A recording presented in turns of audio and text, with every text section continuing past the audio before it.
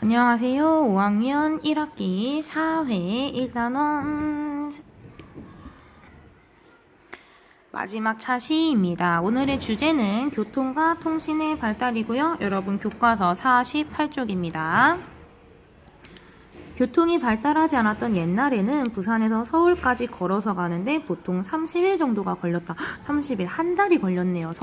부산에서 서울까지 가는데. 그러나 오늘날에는 고속열차에는 뭐가 있을까요? 그렇죠. 고속열차에는 뭐 KTX 같은 것도 있고요. 요새는 SRT도 생겼죠? 이런 고속열차로는 약 2시간 40분, 비행기로는 약 1시간에 갈 수 있다고 합니다. 이렇게 교통의 발달로 좋아진 점, 지역 간의 이동 시간이 줄어들었고요.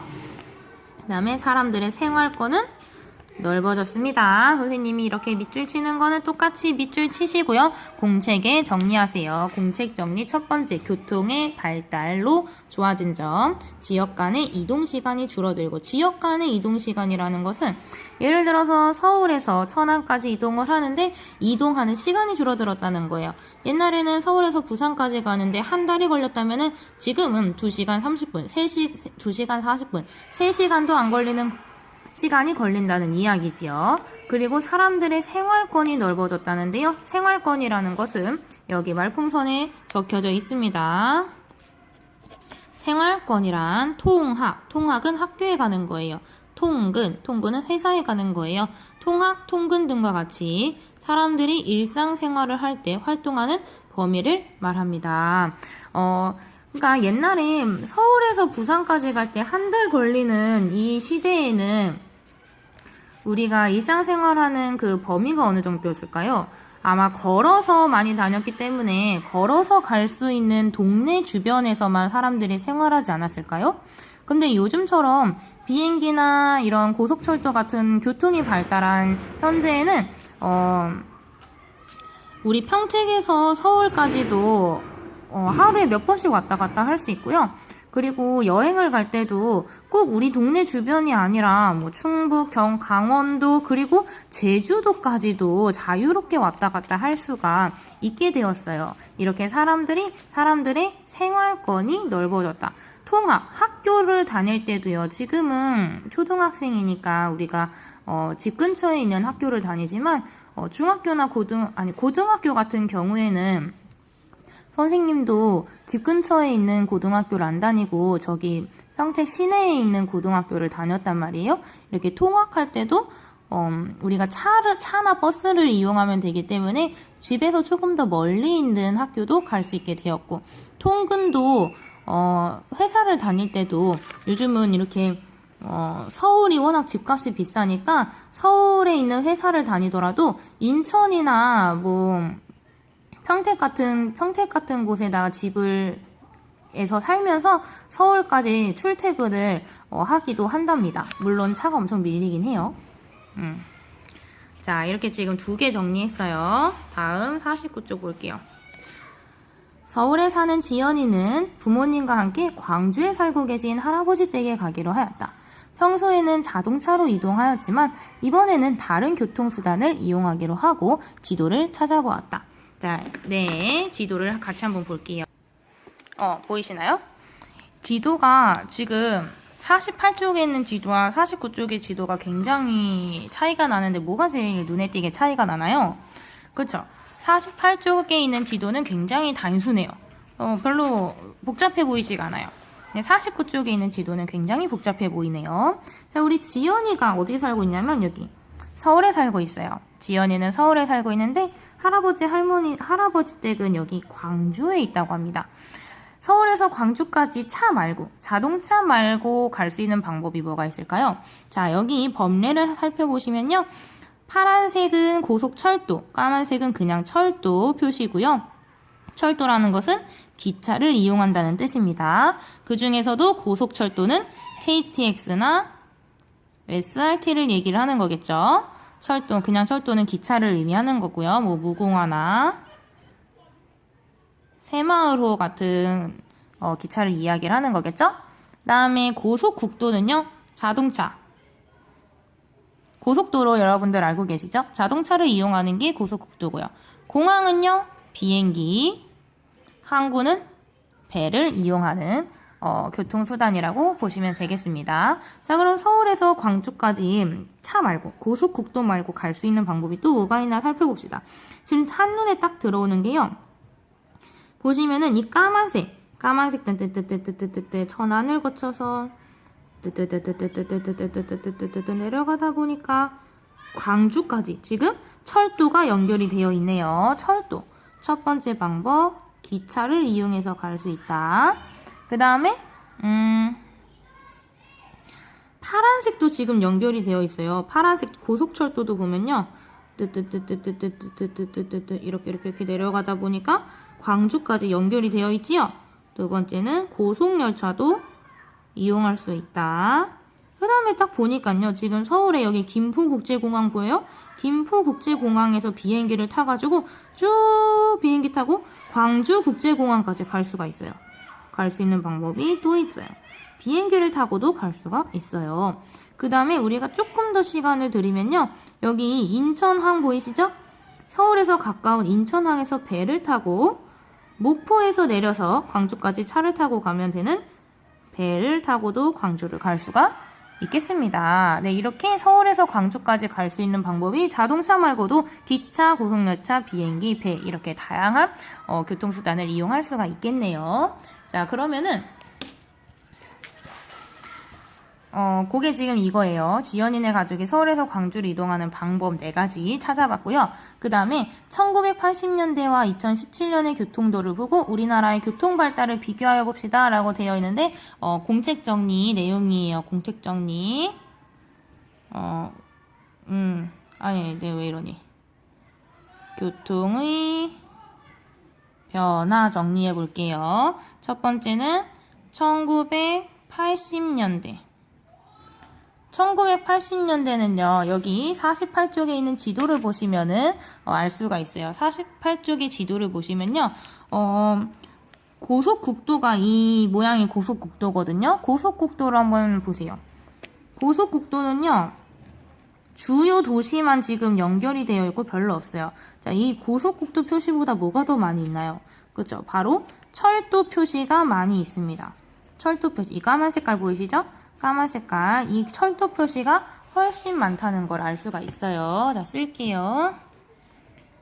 고속국도보다 철도가 발달함. 고속국도보다. 네, 그리고 여기에는 이제 잘 안 나타나겠지만 선생님이 하나 알려드리면요. 지금 여기 경부고속국도, 88올림픽 고속국도, 호남고속국도가 지금 요것만 있는 게 아니고 이제 생기고 있는 중이에요. 그러니까 고속국도가 지금 1980년대에 많이 생겨나고 있는 중이다라는 것까지 적어 놓겠습니다. 고속국도가 많이 건설되기 시작한. 그쵸? 여기 2017년 지도를 보면은 고속국도가 굉장히 많이 있는 걸 볼 수가 있는데요. 자, 여기 이때 짓기 시작하고 지금도 여전히 여기저기에 고속도로가 건설이 되고 있다는 걸 알 수가 있습니다. 자, 그 다음에 2017년 지도를 보고 2017년의 교통의 특징을 정리해 보겠습니다. 2017년은 보면요. 철도보다는 지금 까만색 철도는 이때와 크게 달라진 점이 없어요. 크게 달라진 점은 없는데 뭐가 많이 생겼냐면 고속국도가 굉장히 많이 생겼어요. 그리고 뭐가 새로 생겼나요? 여기 없는 거. 그쵸? 고속철도라는 것이 새로 생겼습니다. 자, 정리할게요. 2017년 고속국도가 더 많이 만들어짐. 고속철도가 새로 건설됨. 네, 이렇게 해서 1980년대와 2017년에 이렇게 교통이 변화했다는 것을 정리를 해보았습니다. 배운 공책에다 꼭 정리해 주시고요. 그 다음에 한 가지 더. 여기 말풍선에 보시면요. 교통도에 대해서 나와 있어요. 도로, 철도, 항구, 공항 등을 나타낸 지도를 교통도라고 합니다. 이 교통도를 보면 우리나라의 발달된 교통을 한눈에 볼 수 있어요. 이것도 배운 공책에 정리해 주세요. 문장 넘길게요. 다음에 교통과 함께 통신이 발달했어요. 그러면서 통신이 발달하면서 사람들은 시간과 공간의 제약을 극복할 수 있게 되었지요. 교통과 통신이 함께 발달을 해서요. 자, 우리 한 가지 정리를, 여기 지금 교과서에 안 나와 있는 거 한 가지 정리할게요. 뭘 정리하냐면, 통신의 발달. 통신의 발달로, 통신이라는 것은 우리 휴대전화 이런 걸 얘기를 하는 거죠. 휴대전화가 발달하면서 우리는 먼 곳에 사람들과 정보를 주고받고 의사소통하는 일이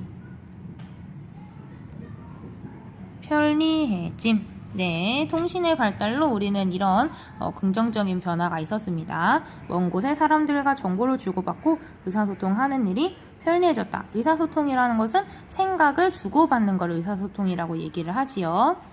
그럼으로써 우리 밑에 그림 보면요. 재택근무라고 나와 있는데요. 재택근무라는 것은 집에 머물면서 근무를 하는 거예요. 회사 일을 집에서 하는 거를 의미를 한다고 생각하시면 됩니다. 이렇게 할 수 있는 거는 우리가 인터넷 통신이 발달하기 때문이지요. 회사 일을 집에서 하면서 바로바로 이메일도 보내고 바로바로 자료도 전송해주고 그냥 핸드폰으로 통화하면서 일을 하게 되는 거예요. 그러니까 굳이 회사 안에서 일을 안 해도 된다는 것이지요. 자, 이를 통해서 우리가 알 수 있는 것 마지막으로 정리해야 될 거 이거죠? 교통과 통신의 발달. 이렇게 교통도 발달하고 통신도 발달해서 우리가 어떤 변화가 있었냐면은, 시간과 공간의 제약을 극복할 수 있게 되었다. 이게 첫 번째고요. 시간과 공간의 제약을 극복할 수 있게 되었다. 이동 시간도 많이 줄어들었죠? 그리고 우리가 의사소통을 할 때도 옛날에는 편지를 주고받았잖아요. 그러니까 내가 하고 싶은 말을 전달을 해도 일주일 뒤에서나 답장을 받을 수 있었는데 지금은 그냥 필요할 때마다 카톡하거나 전화하면은 바로바로 그 사람과 이야기를 나눌 수가 있죠. 시간이 줄어들었고 공간도 꼭 반드시 그 사람과 내가 마주보지 않아도 우린 영상통화도 할 수 있고 이메일도 주고받을 수 있기 때문에 꼭 나는 교실에 있고 친구는 운동장에 있어도 서로 이야기를 나눌 수 있게 되었다는 거예요. 자, 이게 첫 번째고, 그 다음에 두 번째는, 이를 통해서 국토의 모습은 크게 바뀌지 않았지만 사람들이 느끼는 국토의 크기는 상대적으로 작아졌다.